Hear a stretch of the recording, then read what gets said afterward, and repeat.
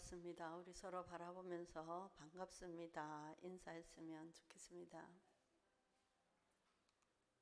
네, 함께 예배 드리게 되어서 감사합니다. 주의 이름으로 여러분들 축복합니다. 오늘 함께 나눌 말씀은 누가복음 2장 22절에서 35절 말씀입니다.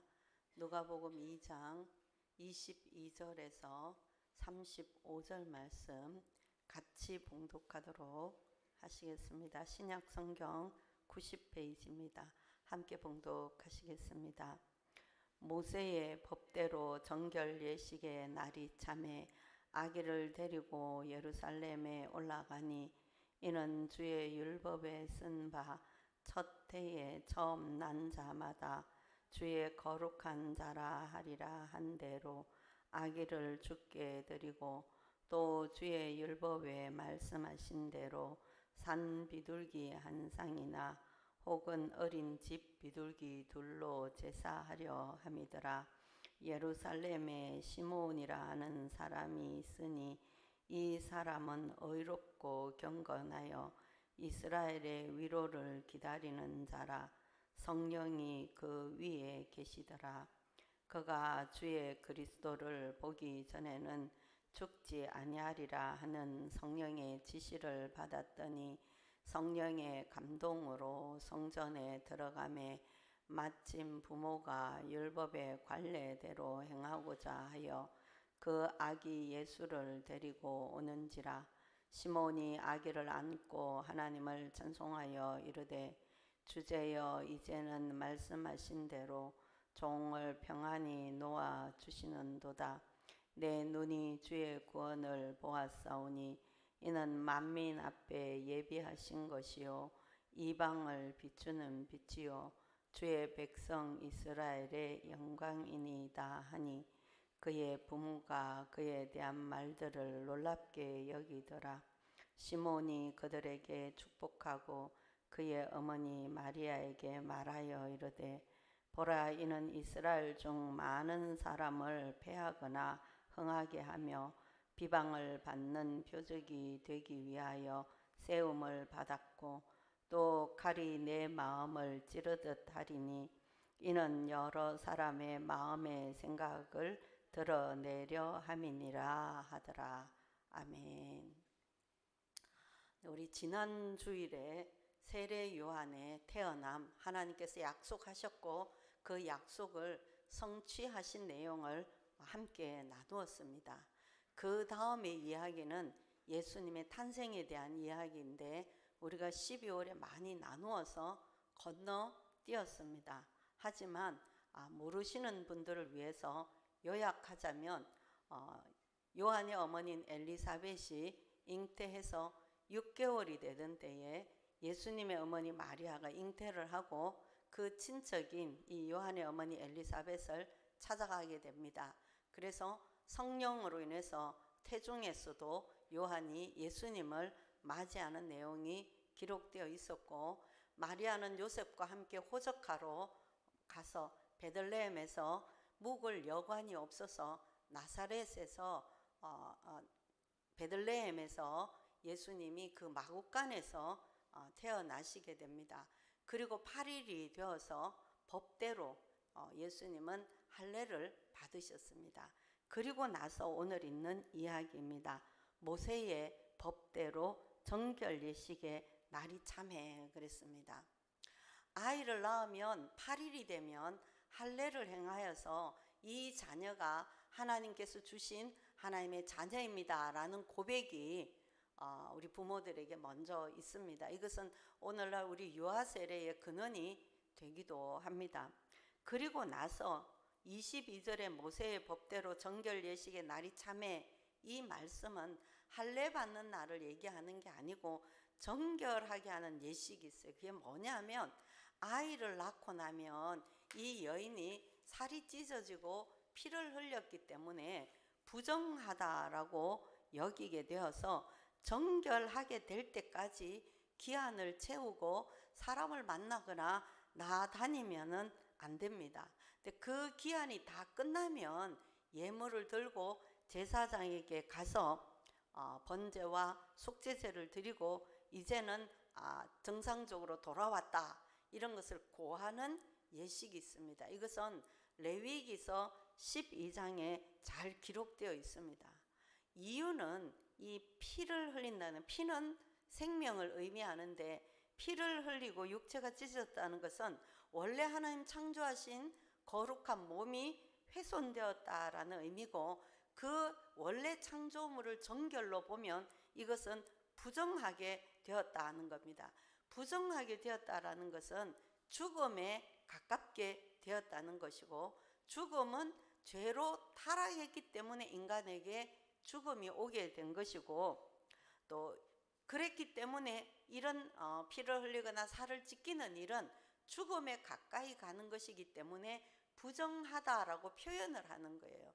이것이 정결하게 된다는 것은 생명이 다시 회복된다는 것을 의미하게 됩니다. 그래서 레위기서에 나오는 음식도 부정한 음식, 정한 음식, 또 시체를 만지면 부정하게 되었다, 또 이런 더러운 것에 오염되면 부정하게 되었다는, 이것은 그 사람이 부정하게 되어서 더럽게 되었다, 죄 가운데 있게 되었다, 깨끗하게 해야 된다라는 의미도 되지만, 반대로 생각하면 그 사람이 죽음에 가까워지고 있기 때문에 지키고 보호해야 되고, 또 그 죽음이 다른 사람들에게 번지지 않도록 하는데 의미가 있는 거예요. 그러니까 몸이 약해져 있으니까 세균에 감염되기 쉬우니 잘 사람들을 만나지 말고 접촉하지 말아라 하는 의미이고, 또 그렇게 해서 다른 사람에게 전염되는 일을 막도록 해서 피부병에 걸렸거나 어떤 일이 있을 때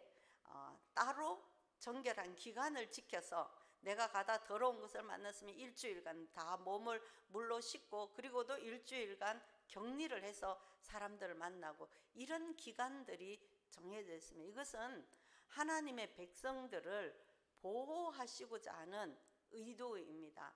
의술이 발달되지 않았고 거룩한 사람들이 자칫 죄에 접촉하거나 나쁜 것에 접촉해서 더럽게 되고 오염되어서 죽을 수 있기 때문에 영도 죽고 육도 죽을 수 있습니다. 그래서 정결 예식이라는 것을 두어서 영혼도 근신함으로 깨끗하게 되고, 육체도 근신해서 정결하게 되고 생명을 회복하고, 또 다른 사람들에게 전염하지 않도록 하는 그런 기간으로, 우리가 단순히 정결 예식은 부정하게 되었으니까 접촉하면 안 돼, 이런 의미가 아니라 그 사람도 보호하고 공동체도 보호하기 위해서 하는 것이다. 마찬가지로 산모도 아이를 낳고 출혈을 했기 때문에 감염의 위험이 높습니다. 그래서 일종의 격리입니다. 이 정결 기간이 끝났다라는 것은 이제 일반 사람과 생활해도 된다라는 선포를 하는 의미라는 겁니다.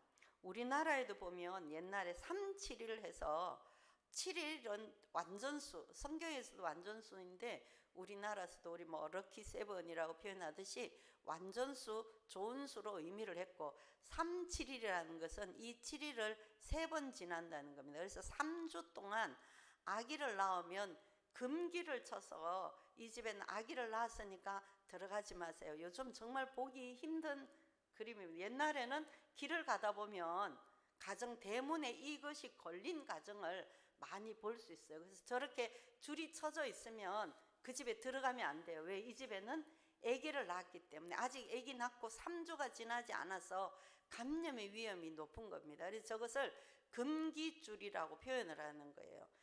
이런 것이 옛날에는 많이 있었다. 왜냐하면 의술이 발달하지 않고 한번 병이 걸리면 막 전염들이 일어나니까 이렇게 정결하게 하는 시간, 또 건강해지는 시간이 필요했다. 그래서 레위기 12장에 보면 이 아기 낳고도 율법을 기록하기를, 남자 아기를 낳으면 7일 동안은 정결해, 원래 기본 정결 기간이에요.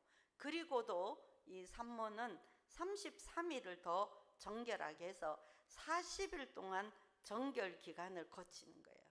그리고 그 기간이 끝나면 예물을 들고 제사장에게 나가서 하나님 앞에 제사를 드립니다.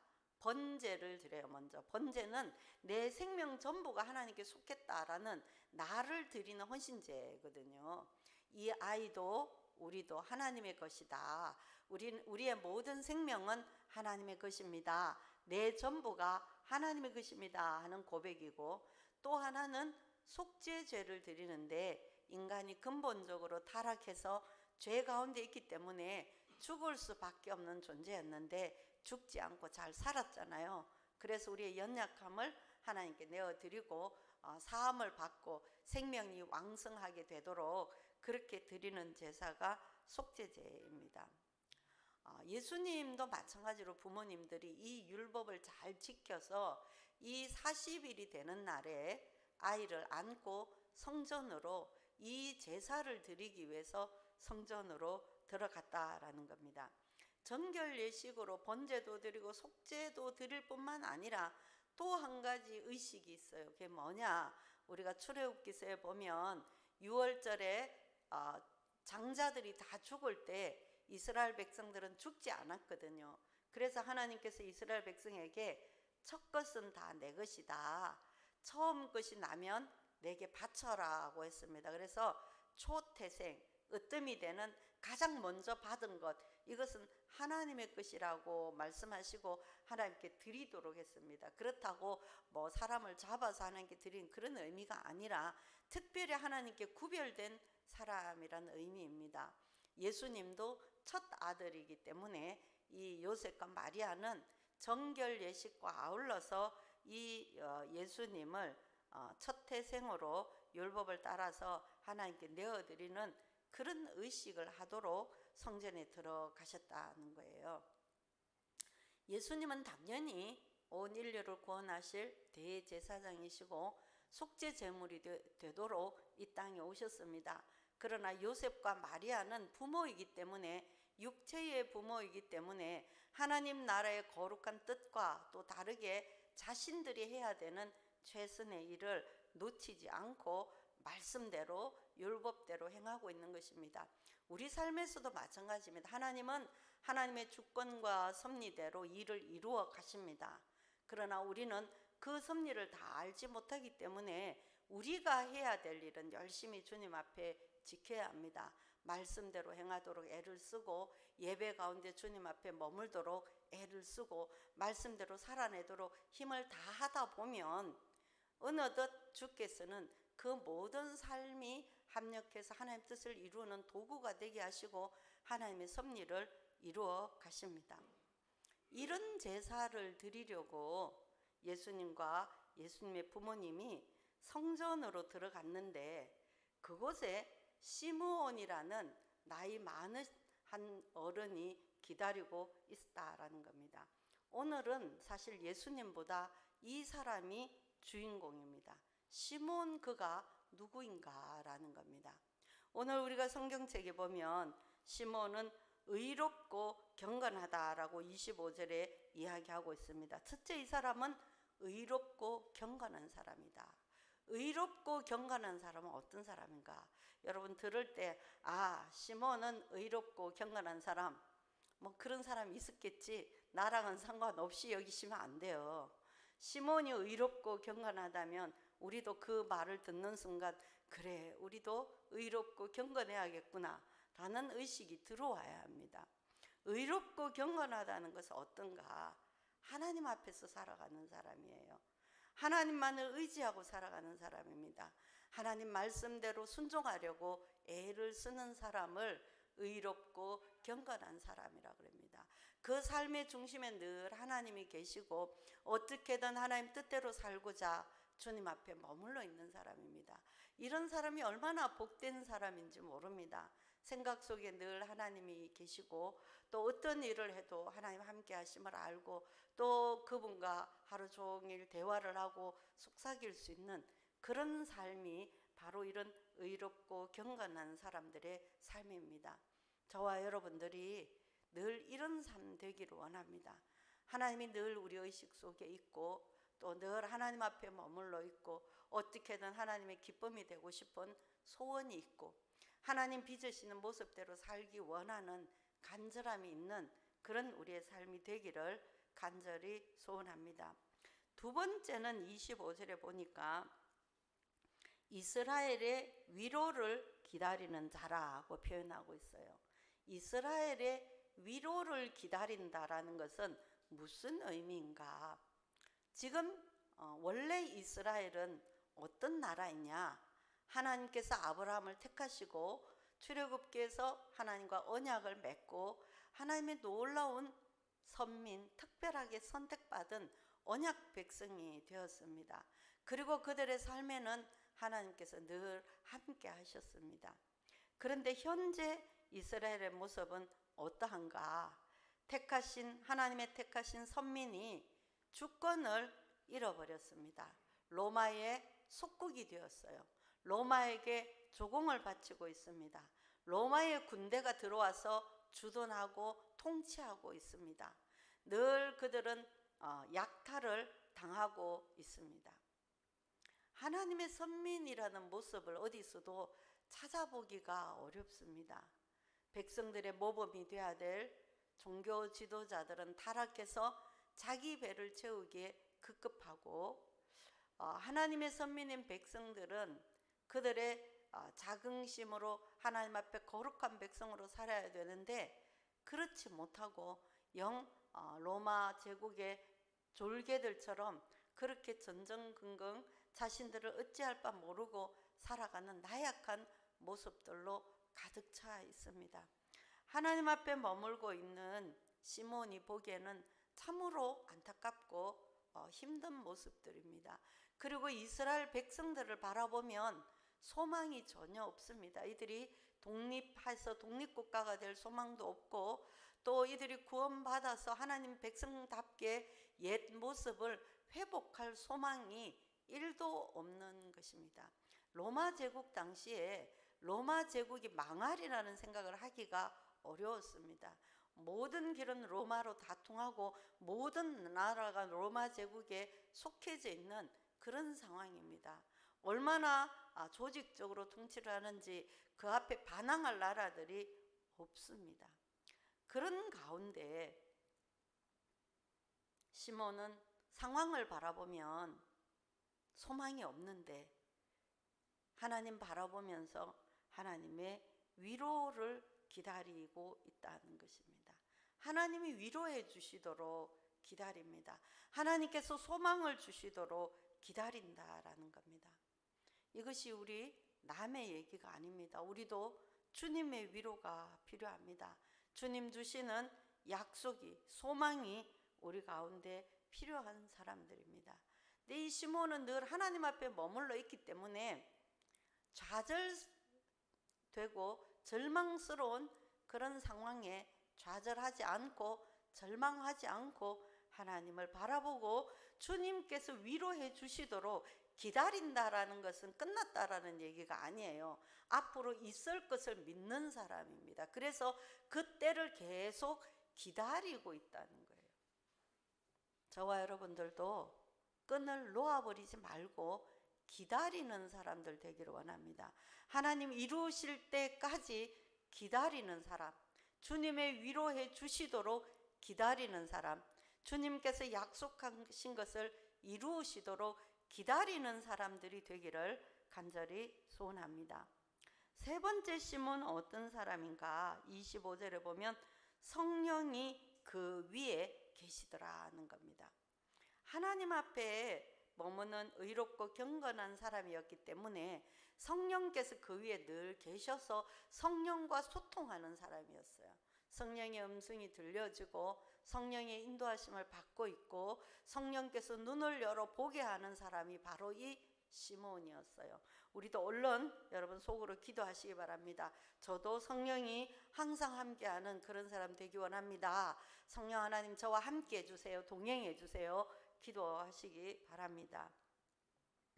그가 늘 하나님의 위로를 기다리고 있었는데 놀라운 것은 그의 간구를 통해서 하나님께서 약속의 말씀을 주셨다는 거예요. 말씀을 받았다라는 겁니다. 하나님의 위로를 기다리고 있는데 주님께서 약속해 주셔서 그 약속을 붙잡고 기다리는 거예요. 약속이 성취되기까지. 우리가 앞에서도 하나님께서 약속하시고 또 증표를 주시고 성취하신다고 했는데, 이 시몬도 마찬가지로 성령으로부터 약속을 받고 그 약속이 이루도록 기다리고 있는 사람입니다. 어떤 약속을 받았느냐? 26절에 보면 그가 주의 그리스도를 보기 전에는 죽지 아니하리라 하는 성령의 지시를 받았다라는 거죠. 주의 그리스도를 보기 전에는 죽지 아니하리라. 다시 말하면 죽기 전에 그리스도를 반드시 만날 것이라는 약속을 받은 거예요. 네가 죽기 전에 그리스도를 만날 거야. 근데 이것을 굳이 보기 전에는 죽지 아니하리라고 말씀하신 이유는 시몬이 이미 죽을 때가 다 되어서 곧 죽을 날이 가까운 사람이에요. 그렇지만 그리스도를 보기 전에는 죽지 않는다는 약속을 주셨기 때문에 남들이 보기에는 죽을 때가 되었을지라도 그리스도를 만나기 전에는 죽지 않을 거라는 확신이 있다는 거예요. 네가 죽기 전에 반드시 그리스도를 만나게 되리라는 것을 성령의 지시를 통해서 받았다라는 겁니다. 그러던 어느 날 마음에 감동이 왔어요. 평소에도 늘 성전을 올라가지만 그 시간, 그 시점에 특별히 그 시간대에 성전으로 올라가고 싶은 강력한 감동을 받았다라는 것입니다. 성령의 감동은 막 우레처럼 들리지 않아요. 막 쓰나미가 밀려오듯이 마음속에 감동을 오지 않는다는 거죠. 그냥 마음에 쓱 떠오르는 거예요.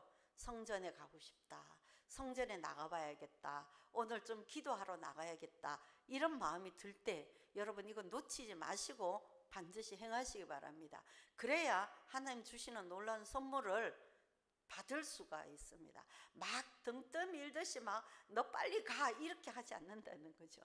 마음에 오늘 성전에 나가고 싶다. 오늘 기도하고 싶다. 또 오늘 교회에 가봐야겠구나. 새해에는 예배를 잘 드려야겠구나. 새해에는 성경 일독을 해야겠다.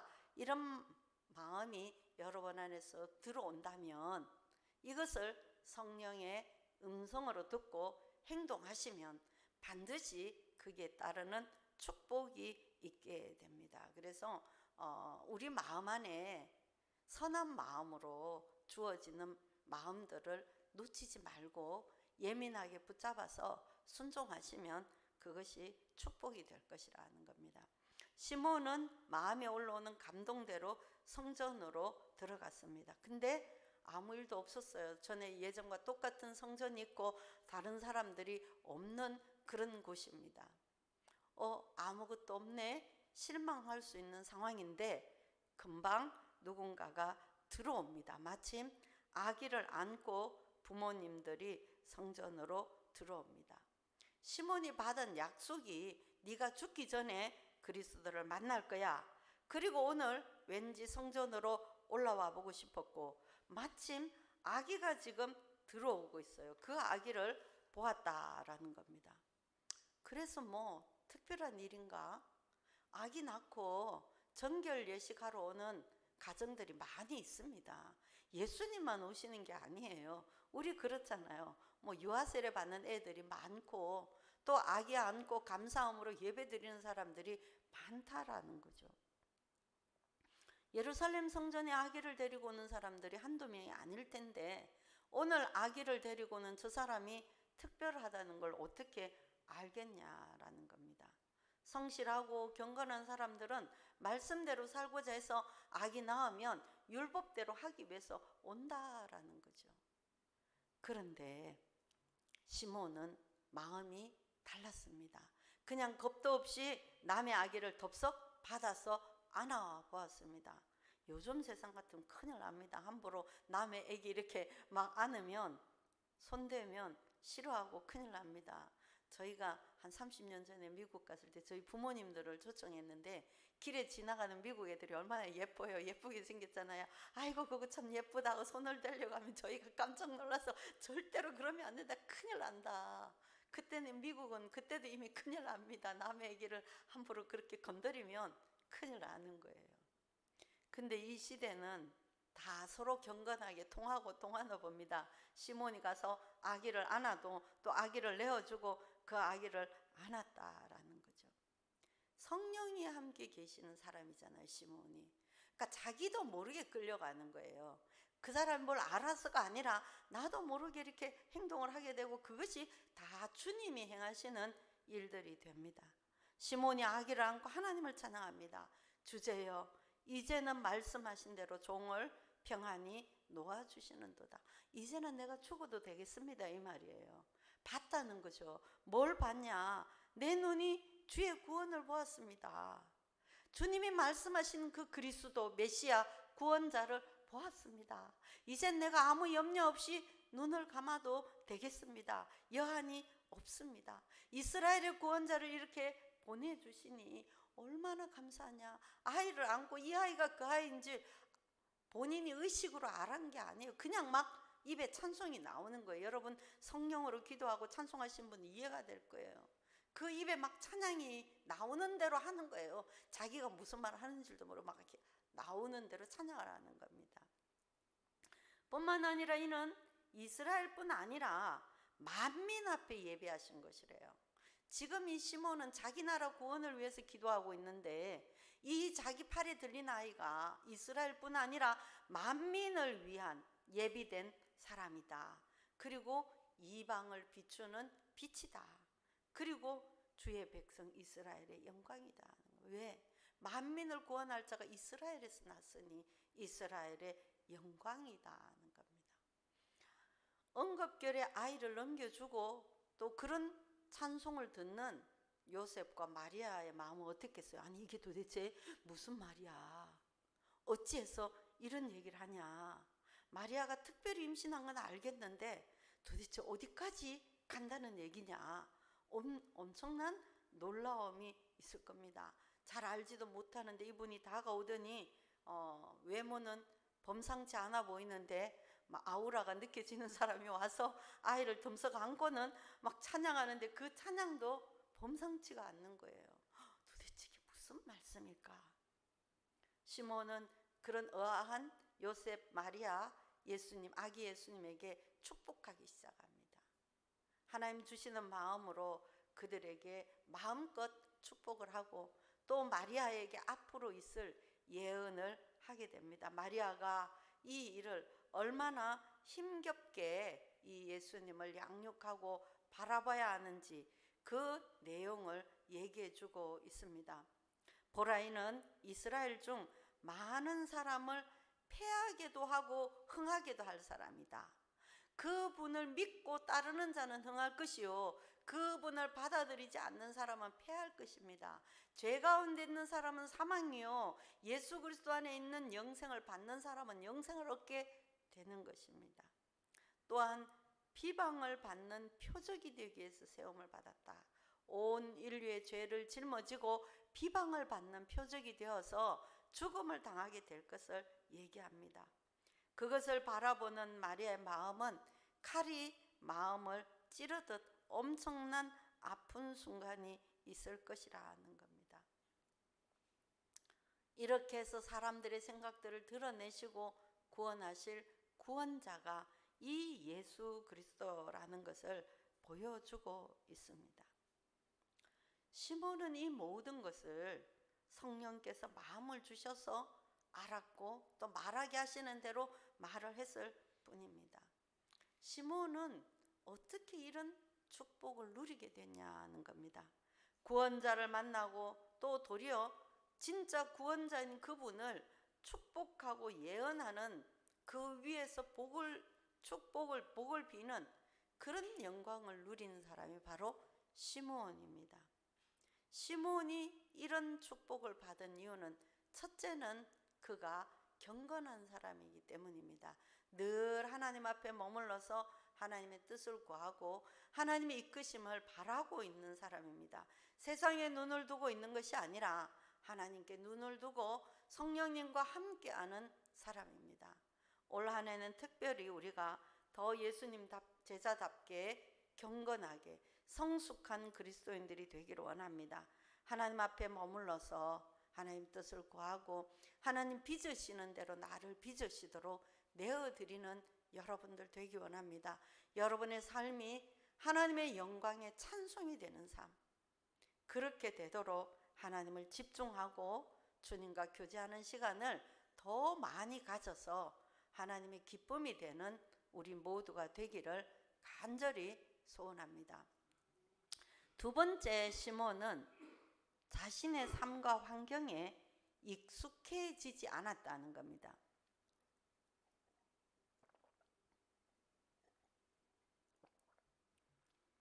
무슨 말이냐? 우리가 자칫하면 내가 살고 있는 삶, 내 환경에 익숙해져서 습관처럼 아무 생각 없이 살아가기가 쉽습니다. 그 당시 로마는 세계를 지배하고 있었고 이것은 이스라엘만이 당하는 게 아니에요. 문 나라들이 이런 상황 가운데 있고 또 이스라엘 백성도 다른 나라들과 마찬가지로 어떻게 할 수 없는, 도저히 힘으로 되지 않는 그런 상황이었고, 이런 시간이 오래되다 보니까 로마가 지배하는 것은 당연한 일이 되었습니다. 그런데 시몬은 그것을 인정할 수가 없었습니다. 익숙하게 당연하게 여길 수가 없었다는 거예요. 왜? 우리 본래 모습이 뭐냐는 겁니다. 우리는 하나님의 선민이에요. 하나님의 자녀들이에요. 하나님의 자녀는 하나님 자녀답게 살아야 됩니다. 사단의 공격을 받거나 연약함 중에 있거나 힘들고 어려운 게 아니라 하나님 바라보고 하나님 뜻을 알고 하나님과 동행하고 하나님 주시는 평안, 기쁨, 자유를 누리는 사람들이어야 됩니다. 우리가 자칫 그렇게 해야 된다고 해서 모든 상황을 이건 하나님 뜻이야, 어쩔 수 없어, 그렇게 해서는 안 됩니다. 예전에도 주변에서 기도해야지 얘기하면 기도를 열심히 하지 않고 다 잘 될 거야 그래요. 그건 뭐예요? 믿음이에요? 믿음이 아니에요? 하나님 앞에 맡기고 기도하는 게 아니라 그냥 될 대로 되라는 거예요. 뭐 어찌 되겠지, 어떻게든 되겠지, 그리고 내버려 두는 겁니다. 그리고 그런 상황에 익숙해져 가는 거예요. 이러면 어떻고 저러면 어떻고 다 될 거야. 이것은 약간의 자포자기이지 믿음이 아니에요. 하나님 앞에 들고 나가서 기도를 하고 하나님 주시는 마음을 갖고 따라가야지, 그렇게 해보지도 않고 그냥 다 어떻게 잘 되겠지, 그건 진짜 믿음이 아니라는 겁니다. 얼핏 보면 정말 믿음이 있어 보이지만 그 내면은 믿음이 아니라 스스로 포기하는 모습들을 우리가 볼 수 있습니다. 어쩔 수 없어. 지금은 로마가 우리를 다스리고 있잖아. 우리가 아무리 하나님 선민이어도 어쩔 수 없지. 우리가 저들에게 굴복하는 수밖에 없고 또 지는 신용이라도 내야지. 어떡하겠어. 이게 일반 사람들의 표현입니다. 그러나 시몬은 그렇게 여기지 않았다는 겁니다. 하나님의 선민이 선민답지 않는 삶, 이게 견딜 수가 없는 거예요. 우리가 왜 이렇게 됐어? 우리가 왜 이렇게 살아야 돼? 하나님의 거룩한 백성이 왜 이렇게 짓밟히면서 살아야 돼? 왜 우리는 저들에게 굴복할 수밖에 없는 거야? 이게 통탄스러워야 되는 거예요. 아무리 시간이 오래 갔어도 이건 잘못된 거예요. 선이 삐뚤하게 그어진 거예요. 삐뚤하게 그어진 선을 볼 때마다 불편한 마음이 있어야 됩니다. 이거 왜 이렇게 그어져 있는가? 똑발라야 되는데 많은 사람들이 조금 기도해 보다가 내팽개치고 조건과 환경에 체념하고 익숙해져서 살아갑니다. 어쩔 수 없다, 당연하다 여깁니다. 더 나은 것을 향해서 갈 의지를 가질 생각을 하지 않습니다. 우리의 삶과 우리의 환경이 뭔가 불편하거나 조건들이 채워지지 않았을 때 부족함을 느껴야 돼요. 불만족함을 품어야 됩니다. 이것이 불만을 품는 거와는 달라요. 똑같은 만절 쓰겠지만 불만이라는 것은 남을 핑계하고 이 안에 죄성이 포함된 단어라면, 불만족이라는 것은 분명하지 않고 바르지 않은 것을 인지하고 있다는 내용입니다. 이것은 잘못된 거야, 이것은 틀려서 이걸 인지하고 끊임없이 바르게 할 의지를 갖고 있는 상태를 이야기합니다. 이것은 발전의 가능성을 지니는 거예요. 자신이 주어진 환경에 온전히 만족하지 않고 있습니다. 그렇다고 이것이 원망이나 절망을 가지란 얘기가 아니에요. 하나님, 왜 나는 이렇게 태어났습니까? 이런 환경 가운데 있습니까? 왜 나를 이런 곳에 두십니까?가 아니라 뭔가 우리가 부족하다, 바른 길을 찾아가야 된다, 온전하지 못하다, 고쳐야 된다, 제자리로 가야 된다라는 의식이 있어서 하나님 앞에 그것을 올릴 수 있는 사람이어야 됩니다. 세 번째 시몬이 그런 사람입니다. 그 자신은 어떻게 할 수 없지만 온전하지 못한 모습, 부족한 모습, 불만족인 모습, 그것에 대한 소원을 지닌 사람이라는 겁니다. 아무런 환경을 바라보고 도저히 이루어질 수 없는 여건이지만 주께서 위로해 주시도록, 주께서 구원해 주시도록 소망을 품고 있다는 거예요. 하나님은 가능하시지 않나? 주님의 위로를 기다리는 거예요. 메시아를 보내주시도록, 구원자를 보내주시도록 간절히 기도하고, 그리고 약속을 받고 그 구원자를 기다리고 있다는 겁니다. 그런 시몬에게 다른 사람들은 상상도 할 수 없습니다. 다른 사람 눈에는 보이지도 않습니다. 그 성전에 시몬 말고 딴 사람들도 얼마든지 들락거릴 수 있어요. 근데 그들 눈에는 아기 예수가 메시아로 보이지 않았다는 거예요. 왜? 그들은 하나님 앞에 머무는 경건한 사람이 아니었고, 그들은 현 이 상황이 위로를 받아야 된다고 여기지 않았고, 그것을 가지고 주님 앞에 기도하고 머무는 사람들이 아니었기 때문에 그들은 응답받을 수 없었고, 똑같은 구원자 메시아 그리스도가 성전 안에 있어도 시몬 눈에는 구원자로 보이고 기쁨이 올라오고 감사가 올라오고 감격하고 이제 죽어도 여한이 없다는 마음이 들어와 있지만 다른 사람 눈에는 그냥 아기일 뿐인 거예요. 무슨 얘기하는지 아시겠어요? 우리가 소망을 품어야 합니다. 주님 앞에 나 자신 바라보고 어쩔 수 없어가 아니라, 세상에서 안 된다고 해서 포기하는 것이 아니라 하나님 앞에 위로를 구할 수 있는 사람, 하나님 앞에 머물고 하나님의 그 위로를 기다리는 사람들이 돼야 된다는 거예요. 그런 사람들이 약속을 받고 소망을 가지고 기다릴 수 있는 거예요.